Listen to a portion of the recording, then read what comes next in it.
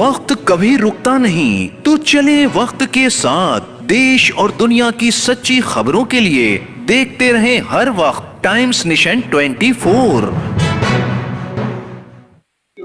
आदाब, नमस्ते, सलाम। मेरा नाम अतर काज़मी और आप देख रहे हैं times nation 24।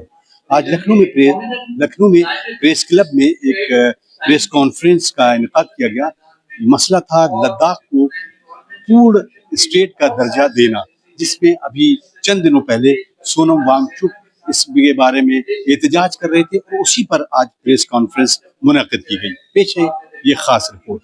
Socialist party India और करगिल डेमोक्रेटिक अलायंस की लखनऊ में एक ज्वाइंट प्रेस कॉन्फ्रेंस का आयोजन किया गया, जिसमें लद्दाख को मुकम्मल राज्य का दर्जा मिलने, भारतीय संविधान की 6ठी अनुसूची में शामिल किए जाने, लद्दाख में लोक सेवा आयोग के गठन किए जाने, लेह और करगिल को 2 अलग अलग सांसदीय क्षेत्र बनाए जाने, सोनम वांगचुक और दीगर लोगों की फौरी तौर पर रिहाई समेत और कई मांगों को लेकर सरकार के आगे अपनी मांगे रखी गईं। इस प्रेस वार्ता में लद्दाख से मुतालिक कई गंभीर मामलात पर भी अपनी राय रखी गई और भारत की अमन पसंद आवाम से इन हालात के पेश नज़र भारतीय संविधान की रक्षा के लिए आगे आने की भी पुरजोर अपील की गई।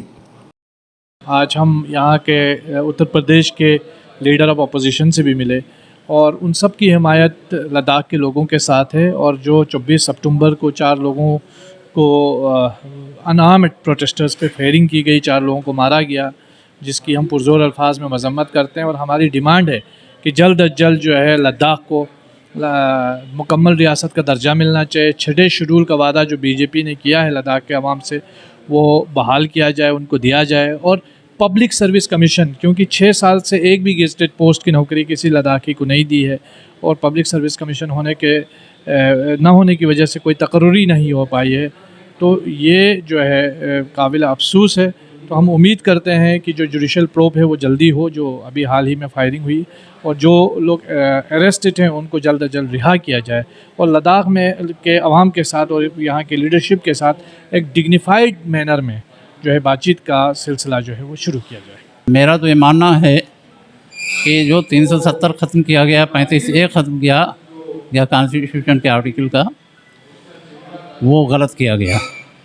हम शुरू से इसके ख़िलाफ़ रहे हैं और हम ये जानते हैं कि ये यहाँ के बाशिंदों के लिए नहीं, बल्कि भारत के निवासियों के लिए नहीं, यहाँ के नागरिकों के लिए नहीं, बल्कि अंबानी और अडानी जैसे लोगों के लिए हटाया गया है, ताकि वो अपना कारोबार वहाँ पर कायम कर सकें, ज़मीनें ख़रीद सकें, जंगलों को काट सकें और वहाँ के पहाड़ों को काट करके और मैदान बना दें।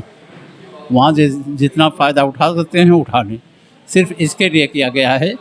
और जो लोग पहले 370 हटाना चाहते थे वांगचुक से लोग, वो भी अब इस नतीजे पर पहुँच गए हैं कि वो गलत हुआ है।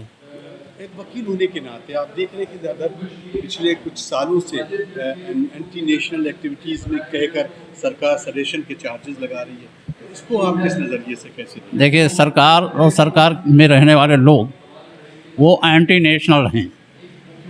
मैं खुल करके कहता हूँ कि वो एंटी नेशनल हैं और अपने नेशन का फ़ायदा नहीं उठा रहे हैं, फ़ायदा नहीं पहुँचा रहे हैं, बल्कि जो नेशनलिस्ट लोग हैं, जो नेशन को फ़ायदा पहुँचाने वाले लोग हैं, उनके ख़िलाफ़ फर्जी मुकदमे गढ़ करके उनको जेलों में डाल रहे हैं और परेशान कर रहे हैं, ताकि अपने कुछ लोगों को, जैसा भी नाम लिया मैंने, वो फ़ायदा पहुंचाएं और बाकी को गर्त में डालें। देखिए, आंदोलन को लद्दाख में कुचल दिया गया। 4 लोग मारे गए हैं गोलीकांड में, 87 घायल हैं, 15 गंभीर रूप से घायल हैं। सरकार ने कर्फ्यू लगा दिया है लेह में, तो हमारे पास कोई चारा नहीं है कि अगर सरकार हमको लेह में आंदोलन नहीं करने देगी तो उस आंदोलन को हमको लद्दाख के बाहर ले ही जाना पड़ेगा। और लद्दाख में हम लोग गए थे ये गोलीकांड के पहले 12-13 सितंबर को, तो उस पर एक रिपोर्ट दिल्ली में जारी की गई है 3 दिन पहले।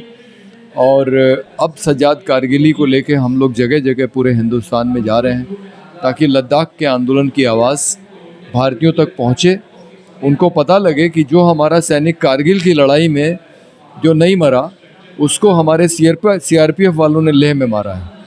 आप चीन पे गोली नहीं चलाते हैं क्योंकि आपका समझौता है कि चीन के साथ आपके सैनिक कोई गोली नहीं चलाएंगे, मतलब ना हम चलाएंगे ना वो चलाएंगे। लेकिन वहीं सीमा के अंदर आप लेह के अंदर आप अपने नागरिकों पे गोली चलाते हैं। तो ये बात लोगों को पता लगे कि सीमा पे जो हमारे राज्य हैं वहाँ किस तरह से उनकी स्थिति को बिगाड़ा जा रहा है, चाहे वो मणिपुर हो या लद्दाख हो। और कोई भी सीमा तब तक सुरक्षित नहीं रह सकती जब तक कि वहाँ के लोग संतुष्ट न हों।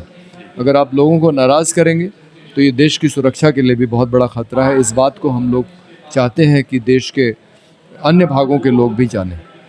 वहीं इस प्रेस वार्ता में लद्दाख और मणिपुर के मुद्दे पर केंद्रीय गृह मंत्री के इस्तीफे की भी मांग की गई। अतर काज़मी की खास रिपोर्ट, टाइम्स नेशन 24 लखनऊ। देखते रहें हर वक्त टाइम्स नेशन 24।